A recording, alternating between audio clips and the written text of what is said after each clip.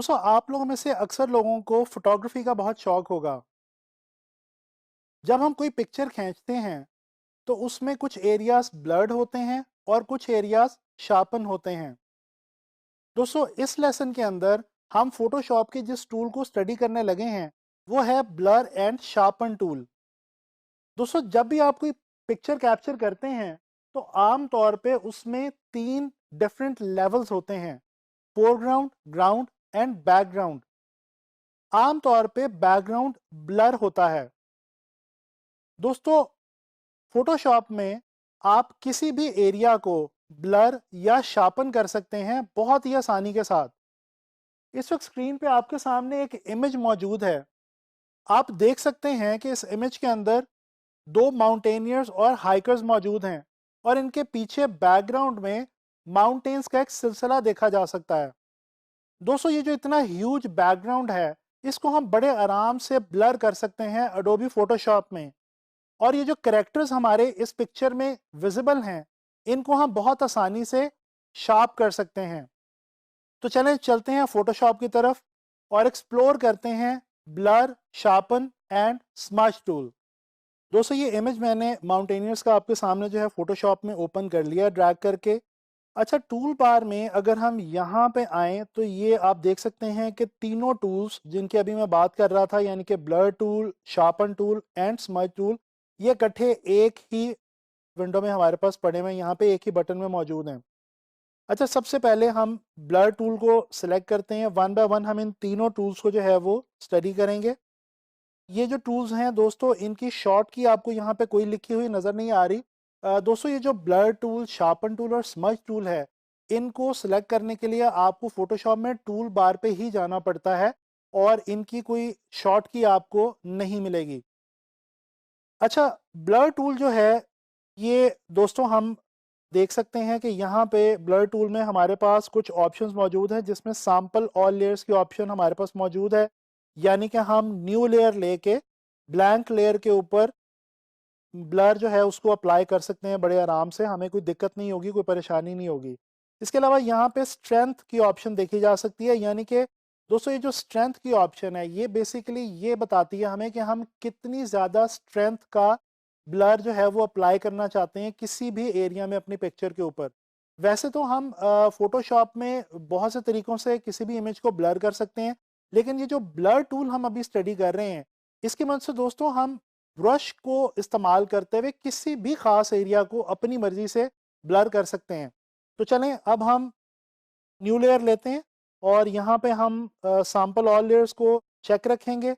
अब मैं करता ये हूँ कि मैं यहाँ से ये जो बैकग्राउंड वाला एरिया है दोस्तों इसको थोड़ा-सा मज़ीद, वैसे तो ये पहले भी कुछ हमें ब्लर नज़र आ रहा है, लेकिन इसको मज़ीद कुछ हम ब्लर करने की कोशिश करते हैं। और ये जो एरिया है हम इसको देखते हैं कि ये हम इसे किस तरह से पीछे ट्रीट कर सकते हैं। आप देख सकते हैं कि ये जो मेरा न्यू लेयर का आइकॉन है इसके ऊपर आपको वर्किंग होती हुई जो है वो नज़र आ रही है। जो ब्लर मैं जहाँ-जहाँ पे यहाँ पे ब्रश जो है ये अप्लाई कर रहा हूँ, ये यहाँ पे आप देख रहे हैं कि आपको वो जो वर्किंग है वो यहाँ पे आपको लेयर के आइकॉन के अंदर बहुत ईज़िली विज़िबल है। तो दोस्तों ये जो पीछे क्लाउड्स हैं, बादल हैं, इनको भी मैं थोड़ा-सा ब्लर करता हूँ। अच्छा, यहाँ पे दोस्तों मैं आपको एक और इंटरेस्टिंग बात बताता चलूँ।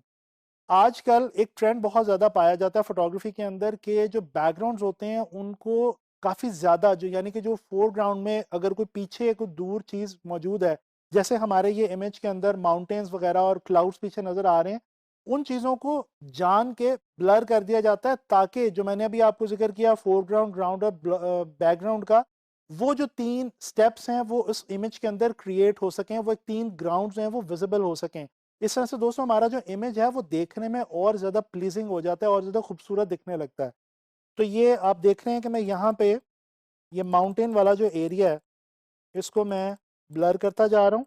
और क्योंकि मैंने यहाँ पे स्ट्रेंथ 53 रखी हुई है, इसको अगर मैं थोड़ा-सा बढ़ा लूँ यानी अगर इसको मैं चलें 100 ही कर देता हूँ तो ये आप देखें कि आपको एकदम यहाँ पे ये देखें, अब आपको एकदम यहाँ पे विज़िबल होगा कि ये जो बैकग्राउंड है ये एकदम से आपको यहाँ पे ब्लर होता हुआ फ़ील होगा। आप 100 स्ट्रेंथ नहीं इस्तेमाल करेंगे, कोशिश करेंगे कि आप अपने किसी भी इमेज जिसको आप ट्रीट कर रहे हैं उसके मेरिट के अकॉर्डिंगली उस इमेज को देखते हुए जितनी ब्लर करने की ज़रूरत है आप उसको ब्लर कर सकते हैं।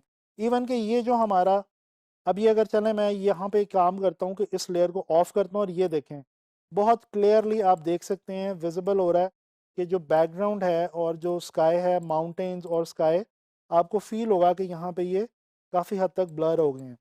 अच्छा, इवन कि अगर अब हम देखें, ये हमारे पास दो करेक्टर्स हैं, एक ये हमारे पास मेन करेक्टर है और ये एक थोड़ा सा कदरे पीछे है। ये जो पीछे वाला करेक्टर, अगर इसको भी मैं ब्लर करना चाहूँ, इसको भी मैं थोड़ा सा ब्लर कर सकता हूँ ताकि मज़ीद डेप्थ क्रिएट हो सके मेरे इमेज के अंदर। ये मैं तकरीबन को 30-35, बल्कि चलें ऐसा करते हैं जी, इसको तकरीबन 25 रखते हैं, क्योंकि इसको हम ज़्यादा ब्लर नहीं करना चाहते। जितना हमने ये जो माउंटेन्स को ब्लर किया है उतना नहीं हम इस करेक्टर को ब्लर करना चाहते, सिर्फ इतना ब्लर करना चाह रहे हैं कि जो हमारा फोरग्राउंड पे जो मेन करेक्टर है उसके निस्बत थोड़ा सा ये हमें दिखने में पीछे की तरफ दिखाई दे, थोड़ा सा डेप्थ जो है वो आ जाए।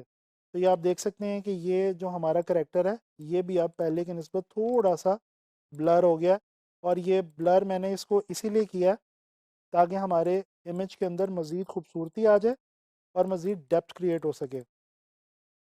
अच्छा जी, ये तो दोस्तों हो गया ब्लर टूल। अब यहीं से मैं एक मज़ीद न्यू लेयर लेता हूँ और यहाँ पे चेक रखता हूँ सैंपल ऑल लेयर्स, बाकी तमाम यहाँ के जो इसकी प्रॉपर्टीज़ हैं वो उसी तरह से हैं जिस तरह से शार्पन की हैं, उसी तरह से ब्लर की हैं और उसी तरह से शार्पन की हैं। सेम प्रॉपर्टीज़ हैं। यहाँ पे आप स्ट्रेंथ देख सकते हैं, सैंपल ऑल लेयर्स की आपके पास ऑप्शन है। अब मैं ये जो हमारे पास फोरग्राउंड पे जो हमारा कैरेक्टर है इसको जनाब अली मैं थोड़ा सा मज़ीद शार्प करने की कोशिश करता हूँ। हम ब्रैकेट की मदद से अपने ब्रश को जो है वो बड़ा छोटा कर सकते हैं, या आपको मालूम है।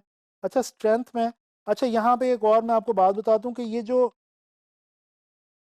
शार्पन है ये अगर हम थोड़ा सा ज़्यादा स्ट्रेंथ रख के करेंगे तो ये एकदम ज़्यादा फील होगा।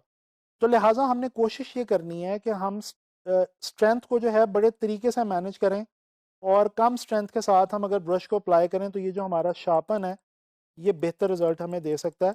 अदरवाइज़ बहुत ज़्यादा शार्प भी हो सकती है जो चीज़ हम शार्प कर रहे हैं। तो ये देखें, ये इसकी कैप, इसका फेस, जो हमारा करेक्टर है इसको हम मज़ीद जो है वो यहाँ पे शार्प कर रहे हैं। अगर मैं इसको जूम इन करके देखूं तो थोड़ा सा आपको यहाँ पे ये कुछ स्किन के प्रॉब्लम्स नज़र आ रहे हैं, लेकिन ये तो दूसरे टूल्स की मदद से हल किए जा सकते हैं। बट यहाँ पे आप देखें कि ये अगर मैं यहाँ पे शार्पन करता हूँ इसकी बियर्ड के ऊपर, तो ये इसकी बियर्ड बहुत आसानी से देखी जा सकती है। ये देखें, ये बिल्कुल क्लियर हो गई। अच्छा, इसी तरह से अब आप इस पूरे करेक्टर को जो है वो शार्पन कर सकते हैं। अगर यहाँ पे मैं इसको लेयर को ऑफ करूं और इस लेयर को भी ऑफ करूं तो अब ये देखें, जूम करके मैं आपको दिखाता हूं। ये देखें, ये मैंने शार्पनेस ऐड की है इस करेक्टर के अंदर, और ये मैंने ब्लर ऐड किया है जी इस करेक्टर के अंदर।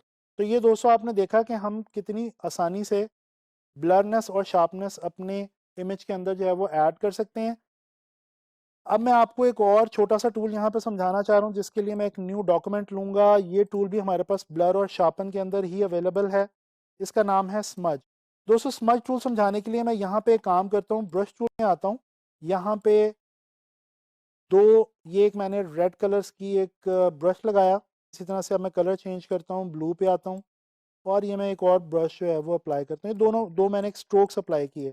अच्छा, अब आप देख सकते हैं कि ये जो इन दोनों स्ट्रोक्स के बीच का जो एरिया है ये कितनी थिक सी लाइन आ रही है, बिल्कुल फ्लैट सी।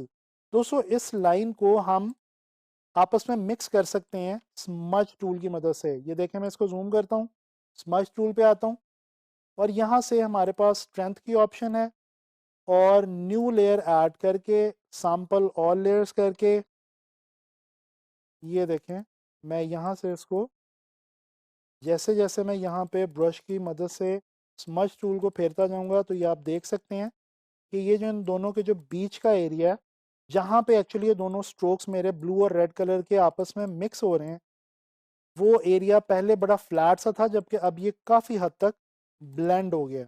अगर मैं अब इस लेयर को आपको ऑफ करके दिखाऊं तो ये देखें, ये पहले कुछ इस तरह से नज़र आ रहा था, अब ये इस तरह से आप इसको देख सकते हैं। तो ये स्मज टूल की मदद से भी आप बहुत सारे एरियाज़ को, बहुत सारी चीज़ों को जो है वो स्मूथ बना सकते हैं। ख़ास तौर पे जब आप किसी इमेज को ट्रीट कर रहे हैं तो उसके जो कॉर्नर्स होते हैं, एजेस होते हैं, उन पे भी हम स्मज टूल का इस्तेमाल करके उन कॉर्नर्स को भी बहुत स्मूथ जो है वो बना सकते हैं बहुत आसानी के साथ। तो दोस्तों ये स्मज के बारे में भी मैंने अभी आपको बता दिया और आई होप कि आपको स्मज टूल की भी समझ आ गई होगी। दोस्तों आपने इस लेसन में लर्न किया कि आप ब्लर टूल, शार्पन टूल और स्मज टूल की मदद से किस तरह से इमेजेस के अंदर डेप्थ क्रिएट कर सकते हैं और अपने इमेजेस को मज़ीद इंटरेस्टिंग बना सकते हैं। दोस्तों फ़ोटो एडिटिंग के अंदर ये जो ब्लर टूल और शार्पन टूल है, ये बहुत ज़्यादा इंपॉर्टेंट है। इसी तरह से स्मज टूल अभी हमने इस लेसन में सीखा है। आप अगर कोई भी चीज़ पेंट कर रहे हैं तो आप ब्रशेस का इस्तेमाल करते हैं, ब्रश स्ट्रोक्स लगाते हैं, तो अपने स्ट्रोक्स को ब्लेंड करने के लिए, आपस में मिक्स और मर्ज करने के लिए आप ये जो हमारा स्मज टूल है इसका बहुत आसानी से इस्तेमाल कर सकते हैं। तो मैं उम्मीद करता हूँ कि ये तीनों टूल्स आपको समझ में आ गए होंगे। अब आप लोगों ने इन टूल्स की प्रैक्टिस करनी है और नेक्स्ट लेसन में मिलेंगे किसी और नई फ़ोटोशॉप के मज़ेदार से टूल के साथ।